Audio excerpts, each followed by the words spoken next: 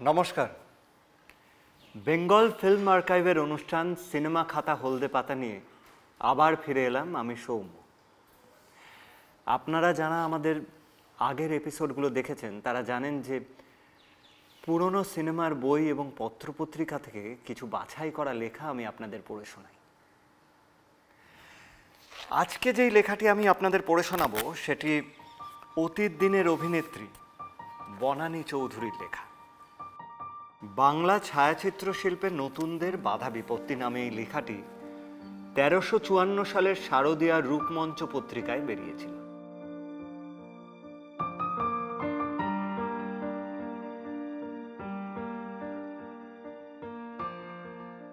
গত ২ বছর যে সকল নতুন শিল্পী বাংলা চিত্র জগতে আত্মপ্রকাশ করেছেন আমি তাঁদেরই একজন। নতুন শিল্পী হিসাবে আমরা, অর্থাৎ আমি নিজে এবং আরও অনেকে, যে সকল চরিত্রে আবির্ভূত হয়েছি, অভিনয়ের উৎকর্ষতায় সে সকল চরিত্র আশানুরূপ প্রাণপ্রাচুর্যে ভরে ওঠেনি। আমার অভিনীত ৩খানি ছবি এ পর্যন্ত মুক্তিপ্রাপ্ত হয়েছে: তপভঙ্গ, পূর্বরাগ ও অভিযোগ। যদিও চিত্র ৩খানি একটির পর একটি বিভিন্ন সময়ে মুক্তি লাভ করেছে, কিন্তু চিত্রগ্রহণের কাজ ৩খানি ছবিতেই একযোগে চলেছিল। এই ৩খানি ছবির ৩টি চরিত্র আমার দ্বারা অভিনীত হয়েছে। অভিনয়ের পূর্বে বা অভিনয়ের সময়ে প্রথমোক্ত ২খানি ছবির ২টি চরিত্র যেরূপ আমার মনে অঙ্কিত হয়েছিল, ছবি মুক্তির পর আমি দেখেছি সে চরিত্র সেরূপ পূর্ণতা লাভ করেনি। আমার মনে যাকে যেরূপ পেলুম, বাইরে তাকে আমি সেরূপ কেন প্রকাশ করতে পারলুম না, এ নিয়ে আমি গভীরভাবে অনুশীলন করেছি। এই অক্ষমতার গ্লানি আমি অনুভব করেছি এবং বারে বারে এই প্রশ্নই আমার মনে ধ্বনিত হয়েছে: আমার এই অক্ষমতার জন্য কি একমাত্র আমিই দায়ী? এর দায়িত্ব কি অন্য কোথাও এতটুকু নেই? অন্য কারো ত্রুটি বিচ্যুতি বা অন্য কোনো অবস্থার সমষ্টি? পারিপার্শ্বিক অবস্থাগুলি যদি আরও অনুকূল হতো, তাহলে আমার চরিত্রাভিনয় কি সাফল্যমণ্ডিত হতে পারত না? এই প্রশ্নের জবাব আমি এই নিবন্ধে লিপিবদ্ধ করতে চাই। অভিনয় একটি শ্রেষ্ঠ আর্ট। কোনো আর্টকে আমাদের জীবনে গ্রহণ করে তাকে ফুটিয়ে তুলতে হলে একদিকে প্রয়োজন হয় ব্যক্তিগত সাধনা, অন্যদিকে প্রয়োজন হয় বিশেষজ্ঞের নিকট শিক্ষা। সঙ্গীত একটি আর্ট। এই আর্টকে যদি কেউ করায়ত্ত করতে চান, তাহলে তাকে ব্যক্তিগতভাবে যেমন সুরের সাধনা করতে হয়, সেইরূপ বিশেষজ্ঞ ওস্তাদের নিকট শিক্ষা গ্রহণও করতে হয়। ওস্তাদ না ধরে কেউ সঙ্গীতজ্ঞ হয়েছেন বলে শুনিনি। যে ভাব আমার মনের মন্দিরে এসে ভিড় করল, তাকে সুরের মধ্যে রূপায়িত করতে হলে চাই সুললিত শিক্ষিত কণ্ঠ এবং ভাব ও সুরের সম্বন্ধবোধ। কোন ভাব প্রকাশ করতে কোন সুর আমার কণ্ঠে ধ্বনিত করতে হবে, এ ওস্তাদের কাছেই শিক্ষণীয়। এই কথা অভিনয়ের ক্ষেত্রেও সমানভাবে প্রযোজ্য। কোনো বিশেষ ভাব প্রকাশ করতে সংলাপের গতিকে কি বিশেষ রূপে সংকোচন বা সম্প্রসারণ করতে হবে এবং সেই সঙ্গে দৈহিক অঙ্গ প্রত্যঙ্গের গতিকে কিরূপ নিয়ন্ত্রণ করতে হবে, এ সবই বিশেষজ্ঞদের নিকট শিখবার বিষয়। কোনো বিশেষ ভাব প্রকাশ করতে শিক্ষার্থী কতখানি সক্ষম হচ্ছেন, তার কি কি ত্রুটি হচ্ছে, এ সকল নির্দেশ করে ঠিক পথে চালিত করবার ভারও বিশেষজ্ঞের উপর। কিন্তু দুঃখের কথা, বাংলাদেশে বৈজ্ঞানিকভাবে অভিনয় শিখবার কোনো প্রতিষ্ঠান নেই।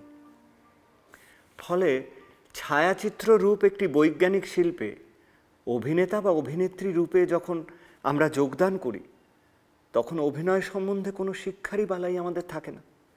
কোনো পরিচালক কোনো যুবক বা যুবতীর মাঝে শিল্পসুলভ কিছু স্বাভাবিক সম্ভাবনা হয়তো দেখলেন। তাকে নিয়ে যাওয়া হলো স্টুডিওতে, মাইক টেস্ট হলো এবং ক্যামেরার সামনে দাঁড় করিয়ে একটা ফটো নেওয়া হলো। দেখা গেল গলার স্বর মিষ্টি এবং ছবিও ভালো। তাকে শিল্পী রূপে বহাল করা হলো। পরে যেদিন তার কাজ পড়ল, তাকে ২-৪ বার সংলাপটি পড়িয়ে সেটে দাঁড় করিয়ে দেওয়া হলো। ২-১ বার রিহার্সাল হলো, এবার মনিটর হলো, তারপরেই টেক। কাজ এগিয়ে চলল। ৬-৭ মাস পরে ছবি শেষ হয়ে গেল এবং এক সুন্দর প্রাতঃকালে অবশ্য প্রাতঃকাল নয়, বিকেলে ছবি মুক্তি লাভ করল। বেচারি নতুন শিল্পী স্পন্দিত বুকে চলে গেল সে ছবি দেখতে, কিন্তু দেখে বুক স্পন্দিত হলো না, কম্পিত হলো। তার অভিনয় আশানুরূপ ভালো হয়নি। এর সঙ্গে পাশ্চাত্য দেশের তুলনা করুন। সেখানে রয়েছে বিভিন্ন শিক্ষাকেন্দ্র। যেসব যুবক যুবতী অভিনয় শিল্পের প্রতি স্বাভাবিক আকর্ষণ অনুভব করেন, তাঁরা একটি শিক্ষাকেন্দ্রের সঙ্গে নিজেকে সংযুক্ত করে বিশেষজ্ঞের কাছ থেকে অভিনয় এবং তৎসংক্রান্ত অন্যান্য বিষয়ে শিক্ষা গ্রহণ করে নিজেকে প্রস্তুত করতে থাকেন। কোনো ছবিতে নতুন শিল্পীর প্রয়োজন হলে প্রধানত এই সকল শিক্ষাকেন্দ্র থেকেই শিল্পী বাছাই করা হয়। ফলে সেই শিল্পী যখন সেটে গিয়ে দাঁড়ান, তখন তিনি কেবল নতুন নন, তিনি শিক্ষিত নতুন। তার অভিনয় প্রথম ছবিতেই সাফল্যমণ্ডিত হয়। বাংলাদেশে এরূপ শিক্ষা প্রতিষ্ঠান নেই, দুঃখের কথা, সন্দেহ নেই। কিন্তু নতুন শিল্পীর দুঃখের কারণ কেবলমাত্র এটাই নয়। একখানি ছবি আরম্ভ হওয়ার মাস তিনেক আগে নতুন শিল্পীকে নিয়ে যদি যথারীতি রিহার্সাল দেওয়া হয়, পরিচালকের সূক্ষ্ম দৃষ্টি দিয়ে যদি তার ত্রুটি বিচ্যুতিগুলো শুধরে দেবার চেষ্টা করা হয়, তাহলে অন্তত যে সকল নতুন শিল্পী কিছু সাধারণ শিক্ষা নিয়ে এসেছেন এবং যাদের মনে কিছুটা শিল্পসুলভতা আছে, তাদের অভিনয় এবং চরিত্র রূপায়ণে ব্যর্থতার পরিমাণ বহুল অংশে হ্রাস পায় বলেই আমার ধারণা। দ্বিতীয়ত, বাংলা চিত্রক্ষেত্রে আজকাল প্রায়ই দেখা যায় যে গল্প ছবিতে রূপ গ্রহণ করবে, সে গল্প বিস্তারিতভাবে পড়বার জন্য শিল্পীরা সুযোগ পান না। যিনি যেটুকু অংশের সঙ্গে সাক্ষাৎভাবে জড়িত, সেই অংশটুকুর কাঠামোটুকু মাত্র তাকে শুনিয়ে দেওয়া হয়, তাও সংলাপ দেওয়া হয় না। কোনো বিশেষ একখানি সদ্য মুক্তিপ্রাপ্তি ছবি সম্বন্ধে আমার নিজের অভিজ্ঞতা এই, আমি যে ছবির গল্প জানিনি, সেটে যাবার আগে সংলাপ পর্যন্ত পাইনি। এমনকি আমাকে যে চরিত্র অভিনয় করতে হয়েছিল, সে চরিত্র কিরূপ দাঁড়াবে এও আমি জানবার সুযোগ পাইনি, অথচ আমাকে অভিনয় করতে হয়েছে। ফলে যা আশা করা গিয়েছিল তাই হয়েছে। যারা পুরনো শিল্পী, যারা অভিনয়ে যথেষ্ট অভিজ্ঞতা লাভ করেছেন, তাদের হয়তো এতে বিশেষ অসুবিধা হয় না। সংলাপ পড়লেই হয়তো তাঁরা চরিত্রের গতি কিছুটা উপলব্ধি করতে পারেন। কিন্তু যারা নতুন শিল্পী, তাদের পক্ষে সমস্ত চরিত্রটি সম্বন্ধে পূর্ণ ধারণা না হওয়া পর্যন্ত তারা রূপদান করতে সক্ষম হতে পারেন না। এরপর যদি তারা সংলাপ আগে না পান, সেটে গিয়ে সংলাপ পেয়ে যদি তাদের অভিনয় করতে হয়, তাহলে তাদেরকে সংলাপ বলার প্রতি বেশি সজাগ থাকতে হয়। চরিত্রের রূপদানের প্রতি অখণ্ড মনোযোগ রাখা সম্ভব হয় না। একটা চরিত্র আমাকে এমনভাবে মনের মধ্যে গেঁথে নিতে হবে, যাতে করে আমি নিজেকে সেই চরিত্রে ফেলে অনুভব করতে পারি যে আমি নই, আমি পরিচালকের দেওয়া সেই চরিত্র। কিন্তু আমাকে যদি গল্পটি সম্বন্ধে অন্ধকারে রাখা হয় এবং চিত্রগ্রহণের সময় সংলাপ সম্বন্ধে সজাগ থাকতে হয়, তাহলে আমার রূপায়ণ ব্যর্থ হতে বাধ্য। এর পরিবর্তে ছবির জন্য কোনো বিশেষ গল্প নির্ধারিত হবার পর যদি সকল শিল্পী মিলে একসঙ্গে গল্পটি আগাগোড়া পড়েন এবং প্রত্যেকটি নির্দিষ্ট চরিত্র প্রত্যেকে বুঝে নেন, কোনো বিষয়ে কোনো মতভেদ থাকলে পরিচালক এবং লেখকের সঙ্গে আলোচনা করে মিটিয়ে নেন, তাহলে নিজের নিজের চরিত্রকে মনের মধ্যে স্পষ্টরূপে উপলব্ধি করার সুযোগ পান। এতে করে নতুন শিল্পীর বিশেষ সাহায্য হয়। সংলাপের ব্যাপারেও কোনো ছবি আরম্ভ হওয়ার কিছুদিন আগে যদি নতুন শিল্পীকে তার সংলাপের একটি কপি দিয়ে দেওয়া হয়, তাহলে তিনি সংলাপটি নিজেই তৈরি করে রাখতে পারেন। দু একজন পরিচালকের কাছে শুনেছি যে শিল্পীরা রং রিডিং নিয়ে আসবেন বলে আগে থেকে তাদের সংলাপ দেওয়া হয় না। এর উত্তরে আমার বলবার আছে এই যে, সেক্ষেত্রে সংলাপ দেওয়ার আগে পরিচালক নিজে যদি দু একবার রিহার্সাল দিয়ে দেন, রং রিডিংয়ের কোনো ভয়ই থাকে না। এমনকি পুরনো শিল্পীও গল্পটি নিয়ে আলোচনা করবার পর সংলাপটি আগে পেলে বাড়িতে একটু চিন্তা করার সুযোগ পান এবং তাদের অভিনয়ে আরও কৃতিত্ব দেখাতে পারেন বলে আমার ধারণা। তৃতীয়ত, চরিত্র বন্টনের ব্যাপারেও নতুন শিল্পীকে অনেক সময় অসুবিধায় পড়তে হয়। পুরনো শিল্পীদের বেলায় যে কোনো চরিত্রে তাঁরা ভালো অভিনয় করবেন তা প্রায়ই জানা থাকে এবং সেই হিসাবে পরিচালক তাঁদের ভেতর চরিত্র বন্টন করে থাকেন। কিন্তু নতুন শিল্পীর বেলায় পরিচালক প্রায়ই তার ইচ্ছামতো চরিত্র বন্টন করে থাকেন, শিল্পীর রুচি, মানসিকতা এবং মেজাজের প্রতি লক্ষ্য না রেখে। যে শিল্পী সম্ভবত শান্ত, ধীর প্রকৃতির প্রতি সহানুভূতিশীল, তাকে হয়তো দেওয়া হলো চঞ্চল রূঢ় কোনো চরিত্রের রূপদানে। ফলে অভিজ্ঞতা এবং শিক্ষার অভাবে তিনি ব্যর্থ হলেন। এরূপ স্থলে শিল্পীর দোষের চাইতে চরিত্র বন্টনের দোষই বেশি বলতে হবে। অবশ্য এ কথা স্বীকার্য যে যিনি যে কোনো চরিত্রে রূপদান করতে সক্ষম তিনি সত্যিকারের শিল্পী। যে কোনো চরিত্রে রূপদান নতুন শিল্পীর পক্ষে একটু কঠিন। যে চরিত্রের সঙ্গে তার নিজস্ব চরিত্রের মিল বেশি, প্রথম সেই রূপ চরিত্রে রূপদানই তার পক্ষে সহজ। অভিজ্ঞতা এবং নানা রূপ চরিত্র সম্বন্ধে জ্ঞান লাভের পর তাকে দিয়ে তার বিরুদ্ধ স্বভাবের চরিত্র পরীক্ষা করানো চলতে পারে। যে সেটে শিল্পীরা অভিনয় করেন সেই সেটের প্রতিকূল পারিপার্শ্বিক অবস্থাও প্রায়ই নতুন শিল্পীর পক্ষে প্রতিবন্ধক হয়ে দাঁড়ায়। যেসব দৃশ্যে অভিনয় করতে মনে গভীর ইমোশন সৃষ্টি করতে হয় এবং তাকে চিত্রগ্রহণ শেষ না হওয়া পর্যন্ত রক্ষা করতে হয়, সেই সব দৃশ্যের অভিনয়ের সময় সেট থাকবে নীরব, নিস্তব্ধ। কিন্তু তার পরিবর্তে সেটের এক অংশে যদি উচ্চ হাসি চলতে থাকে এবং সেটের বাইরে ফ্লোরের অপর অংশে কোনো কোম্পানির সেট তৈরির কাজ চলতে থাকায় মিস্ত্রির হাতুড়ির বিকট খটাখট শব্দ শ্রবণেন্দ্রিয়কে পীড়িত করে, মনে হয় যেন ফ্যাক্টরিতে কাজ করছি, তাহলে নতুন শিল্পীর পক্ষে ইমোশন রক্ষা করে প্রাণবন্ত অভিনয় করা সবসময় সম্ভব হয় না। অথচ উপরোক্ত অবস্থা প্রায়ই আমাদের ভাগ্যে ঘটে থাকে।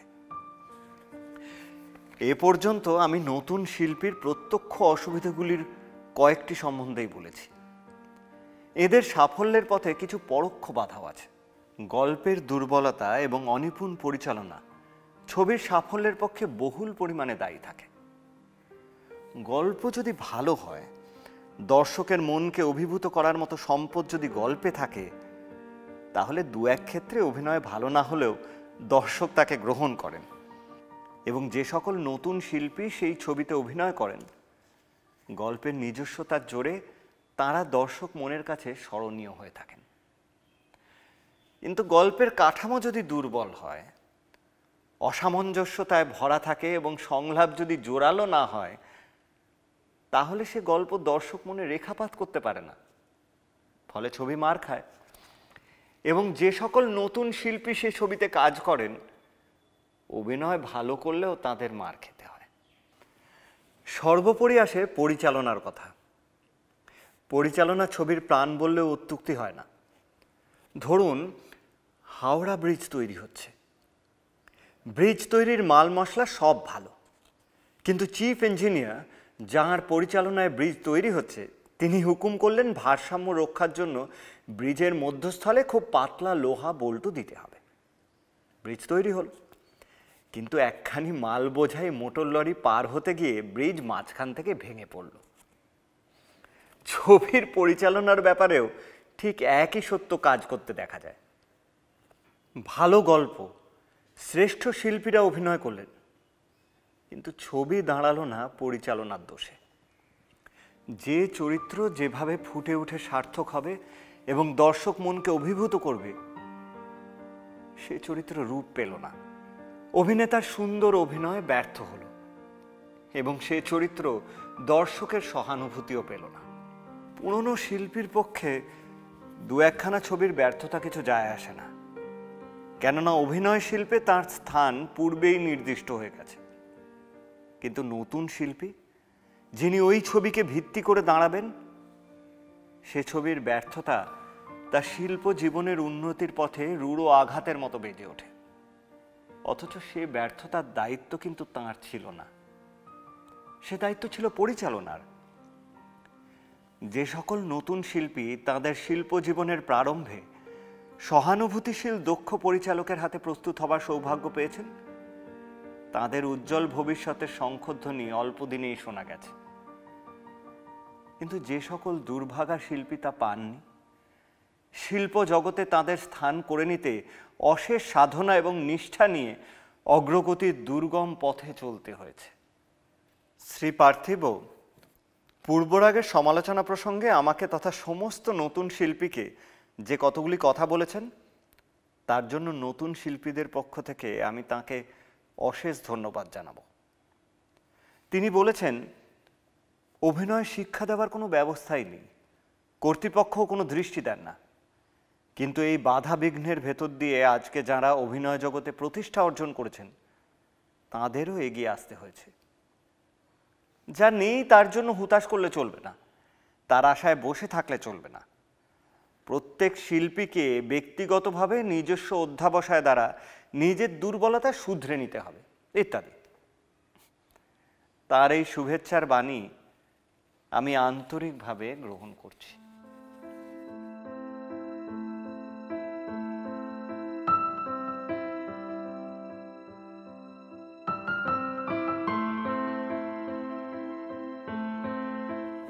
কেমন লাগলো? এই বনানী চৌধুরীকে চিনতে পেরেছেন তো? পূর্বরাগ, চট্টগ্রাম অস্ত্রাগার লুণ্ঠন, শেষের কবিতা সাপমোচন, প্রস্তর স্বাক্ষর, অপরিচিত। এইসব ছবি যারা দেখেছেন তাদের বনানীর অভিনয় নিশ্চয়ই মনে থাকবে। তবে বনানীর আসল নাম কিন্তু অনেকেই জানেন না, বেগম আনোয়ারা নাহার। মুসলিম পরিবার থেকে আসা সম্ভবত বাংলার প্রথম অভিনেত্রী, কাজ করেছেন ওপার বাংলাতেও। আজ আসি, আবার ফিরে আসবো এরকম নতুন কোনো লেখা নিয়ে।